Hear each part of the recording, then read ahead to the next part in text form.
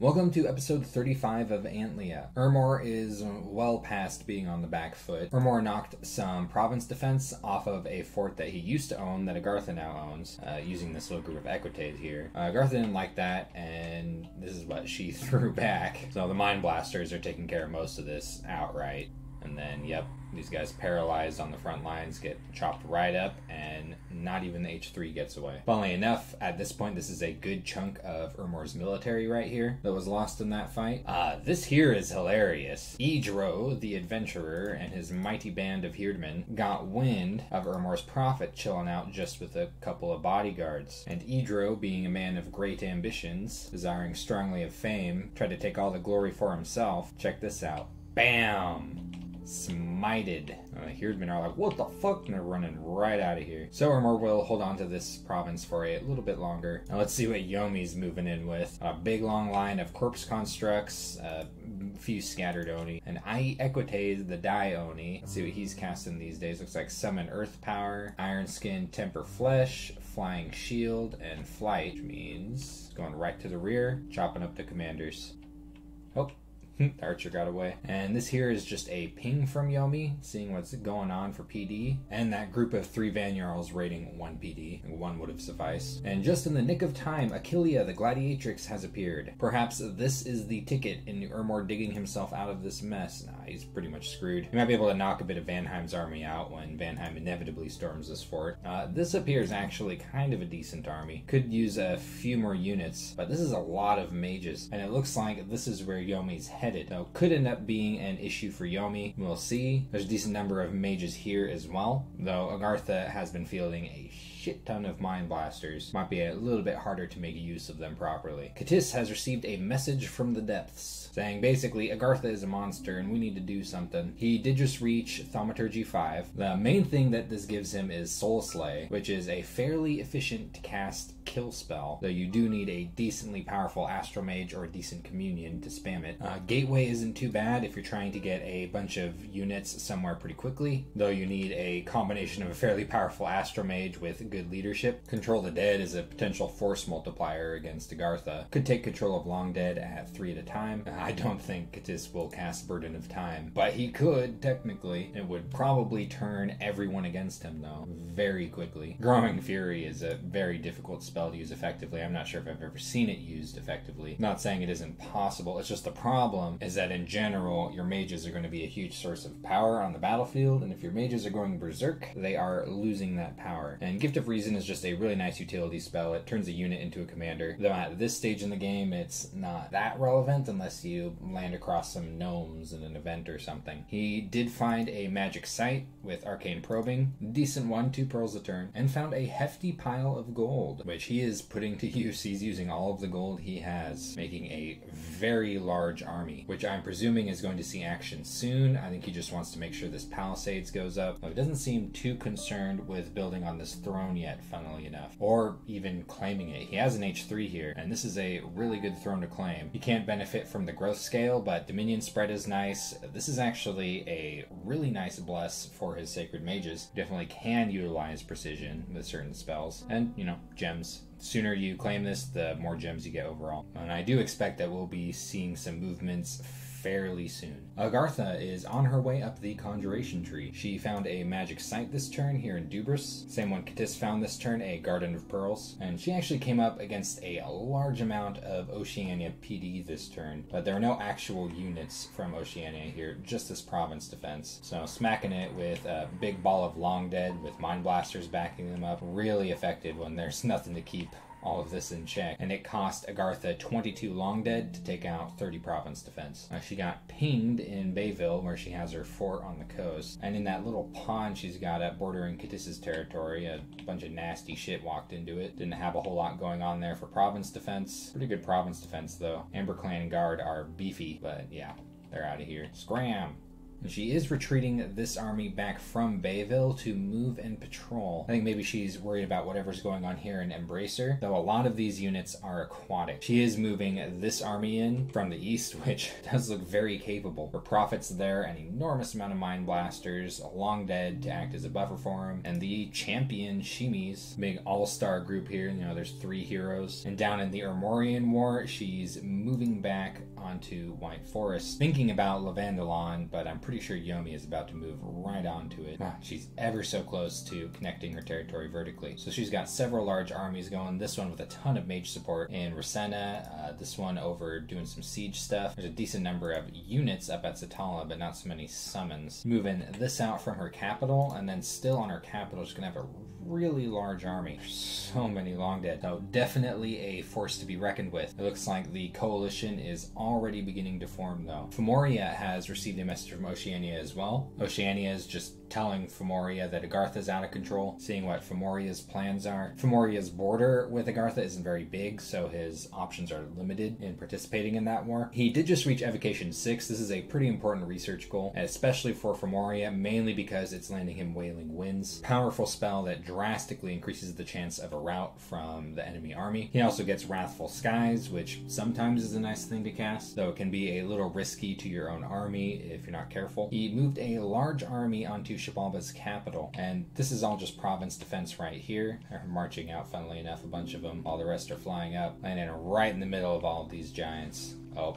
here comes the lightning bolts. And the birds, man. These birds are actually probably pretty terrifying. Like, they don't seem that big compared to you. I mean, they are big birds, but these things are like the size of Xibalbans. I would not want to fight a 6-foot-tall bird, which is basically what these are relative to Xibalbans. So Femoria loses some Blackhawks and a few Javelists. He does lose a Furbolg champion, which is kind of obnoxious, but that is the risk whenever you're fighting a bunch of flyers. This is just a ping, seeing what kind of province defense is going on in the cave. And he left a single Fomorian Javelinist to watch the gate. And yeah, without leadership, it's running right away, but this is what Xibalba's got going on over here. A lot of mages, a lot of virgins, lots of scorpions. And just like Katis, Femoria also found a decent pile of gold this turn. He is cloud trapezing a lot of his Numidian sorceresses to Xibalba. They're all holding a bunch of gems. I'm not sure what the idea is. I think maybe it's just in case this army threatens what's going on over here. He's trying to get them over as quickly as possible. This one's got a decent stack of air gems, meaning it's probably a stormcaster. He is storming this castle immediately. It's pretty easy to siege down a castle when you have 2.6 siege strength javelinists. He's going to try to knock the small amount of PD off of this fort right here.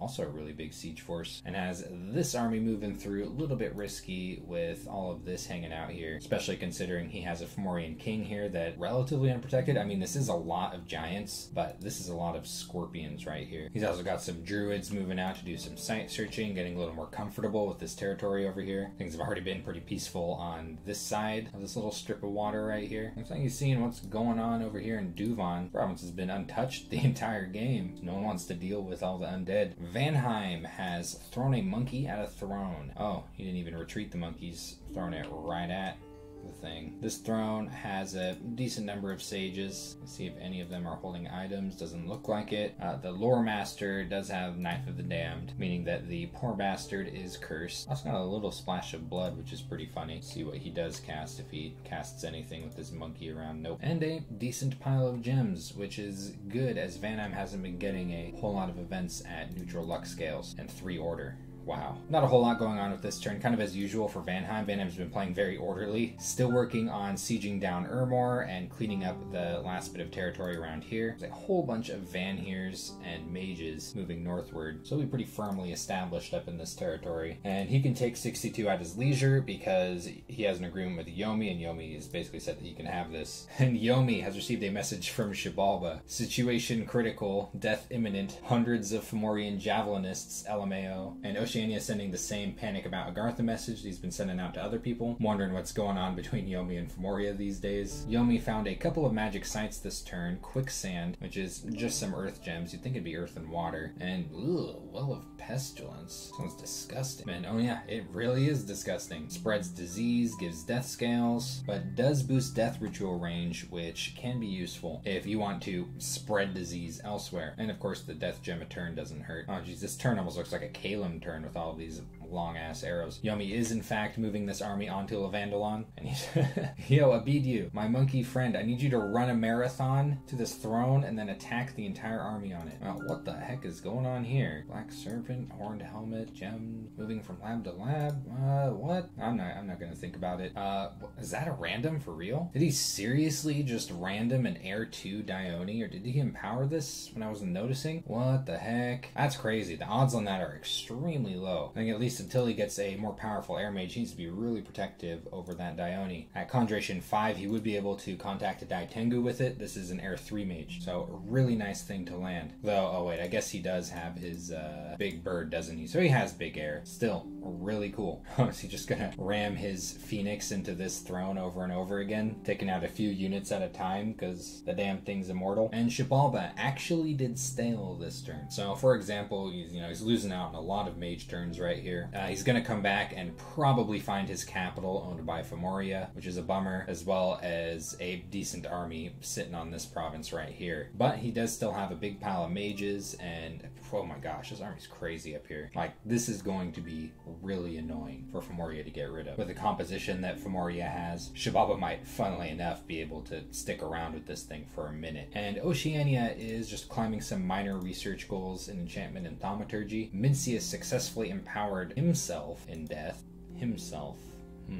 Well, okay then. Instantly being put right to work casting reanimation. Oh, looks like also making that ice helm that Yomi wanted. And he's actually quite confidently attacking the army here at Rasenna, though this army is moving back onto Bayville with all of this stuff, including his pretender. We aren't going to see this fight, but Oceania is moving an army into this province, and we'll still have the army on Bayville, so we might see a clash coming up in the near future. And oh, didn't even notice this at first, he's continuing to raid up here. Agartha has a lot less of a presence up here, so it's a lot more exposed. Now, if Katis wants some of this territory, he's gonna have to act quickly. It's kind of like with Urmor. Katis dragged his ass a little bit and didn't end up with a lot of Urmor's territory, and the same might be true. Well, I shouldn't say the same might be true with Agartha. Katis does have a large border with Agartha up here, and at the same time, Agartha has massive armies, so the war is going to end up being really long. Agartha is not even remotely in the position Urmor was. I'm just thinking, if a war does progress in this region, Katis might be losing out on potential territory he could gain in this region if he doesn't act fast. Damn, Oceania is building another fort here. Just wild. It is going to make them a huge pain to invade. I really want to see this thing in a proper fight. So that's been turn 36 of Antlia. A couple of nations are definitely starting to look like they're coming to a close, and Agartha is rapidly becoming the big boogeyman in place of Urmor. So we'll see how that plays out in coming episodes.